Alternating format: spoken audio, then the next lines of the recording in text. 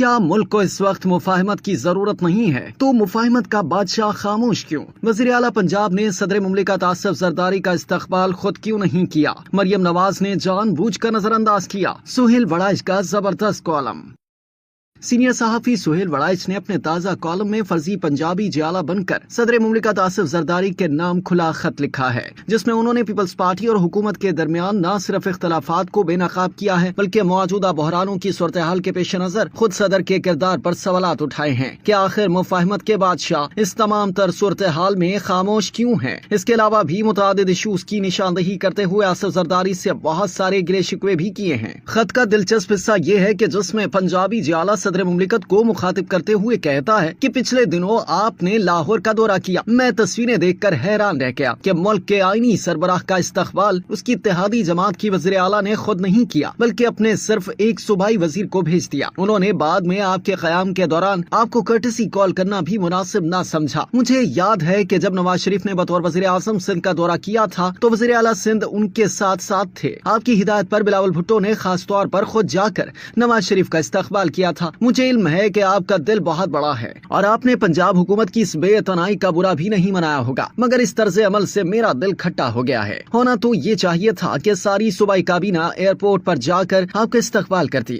آپ کو بحیثیت اتحادی پنجاب حکومت کی کارکردگی پر بریفنگ دی جاتی، مگر ایسا کچھ بھی نہ کیا گیا۔ بلکہ آپ ناراض نہ ہوں تو کہہ دوں کہ آپ کو نظر انداز کیا گیا ہے۔ جیالہ آصف علی زرداری سے کہتا ہے کہ مجھے اندازہ ہے کہ وفاقی بجٹ پر آپ اور آپ کی جماعت سے کوئی مشورہ نہیں کیا گیا۔ پیپلز پارٹی چاہتی تھی کہ زراعت اور زرعی صنعتی شعبے کو ترقی دی جائے، مگر وفاقی حکومت کی ترجیح صنعت ہے۔ زرعی ٹیکس پر بھی آپ کے تحفظات تھے، مگر آپ نے اسے بھی کڑوی گولی خیال کرتے ہوئے نگل لیا۔ نجکاری کے حوالے سے بھی آپ کے نونی حکومت سے اختلافات ہیں۔ آپ پبلک پرائیویٹ پارٹنرشپ کو نجکاری سے بہتر قرار دیتے ہیں اور سندھ حکومت پبلک پرائیویٹ پارٹنرشپ کے تحت کئی کامیاب منصوبے مکمل کر چکی ہے، حتیٰ کہ بہت ساری سڑکیں بھی نجی شعبے نے تعمیر کی ہیں اور اس کے بعد نجی شعبہ ٹول ٹیکس کے ذریعے اپنی وصولی کر رہا ہے۔ خط میں ملک کی موجودہ صورتحال پر پنجابی جیالہ صدر سے کہتا ہے کہ مجھے آپ سے بھی گلہ ہے کہ آپ کو مفاہمت کا بادشاہ کہا جاتا ہے۔ آج کل ملک بحرانوں میں گھرا ہے، آپ ہمہ وقت سرکاری مصروفیات میں شریک رہتے ہیں، لیکن بحرانوں کے حل کے حوالے سے آپ مکمل طور پر خاموش ہیں۔ کیا پاکستان کو اس وقت مفاہمت کی ضرورت نہیں ہے؟ اگر ہے تو آپ کو کس چیز نے اس معاملے میں پہل کرنے سے روک رکھا ہے؟ آپ سے یہ گزارش بھی کرنی ہے کہ مہنگی بجلی نے عوام کا کچومر نکال دیا ہے۔ جس طرح آپ کے پچھلے دور حکومت میں لوڈ شیڈنگ نے لوگوں کو آپ سے ناراض کر دیا تھا، اس بار نون لیگ مہنگی بجلی کی وجہ سے تیزی سے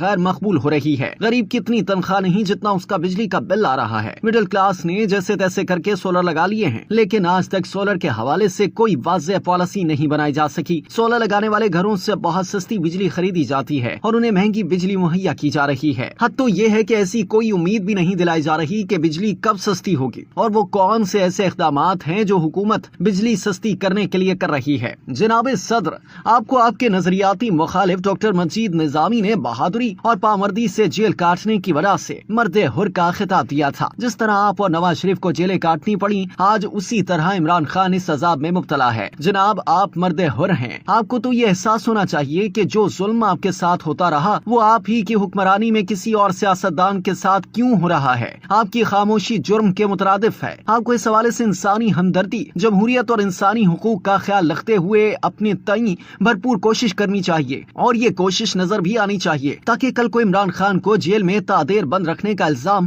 آپ پر نہ آئے۔ برسوں تک پیپلز پارٹی مقتدرہ کا نشانہ رہی، اسی لیے اس سے مظلوم سمجھا جاتا تھا۔ اب یہی صورتحال تحریک انصاف کی ہے۔ آج کی مظلوم پارٹی وہ ہے اور پنجاب کے عوام مظلوموں کے لیے ہمیشہ سے ہمدردی رکھتے رہے ہیں۔ پنجاب کا فرضی جیالہ خط میں سندھ سے متعلق لکھتا ہے کہ محترم زرداری صاحب، سندھ میں آپ کی پارٹی کی حکومت 15 سال سے چل رہی ہے۔ سندھ پارٹی قیادت کے مستقبل کے لیے شوکیس کی حیثیت رکھتا ہے۔ اگر سندھ میں بہترین کارکردگی ہوگی تو پنجاب اور دوسرے صوبوں میں مثال دی جا سکے گی کہ پیپلز پارٹی نے سندھ میں کمال کر دکھایا ہے، اور اگر موقع ملا تو پنجاب اور دوسرے صوبوں میں بھی ایسا ہی پرفارم کرے گی۔ سندھ کے وزیر اعلیٰ مراد علی شاہ بہت ہی قابل ہیں، انہوں نے صحت کے شعبے میں سب صوبوں سے زیادہ بہتر کام کیا ہے۔ سندھ پاکستان کا وہ واحد صوبہ ہے جس نے اس سال تعلیم کے لیے 20 ارب سے زیادہ رقم مختص کی ہے۔ روڈ نیٹ ورک بھی بہت بہتر ہو گیا ہے، امن و امان کی بہتری پر بھی کنٹرول کیا گیا ہے، مگر تمام تر قابلیت اور اہلیت کے باوجود مراد علی شاہ کا میڈیا کے ساتھ साथ राब्ता बिल्कुल उस्मान बुज़दार की तरह का है। बुज़दार मीडिया से डरते थे, सवालात का सामना करने से कतराते थे। बिल्कुल यही हाल मुराद अली शाह का है। सिंध हुकूमत बहुत से काम करने के बावजूद गूंगी है, क्योंकि मुराद अली शाह मीडिया में रोल मॉडल नहीं बन सके।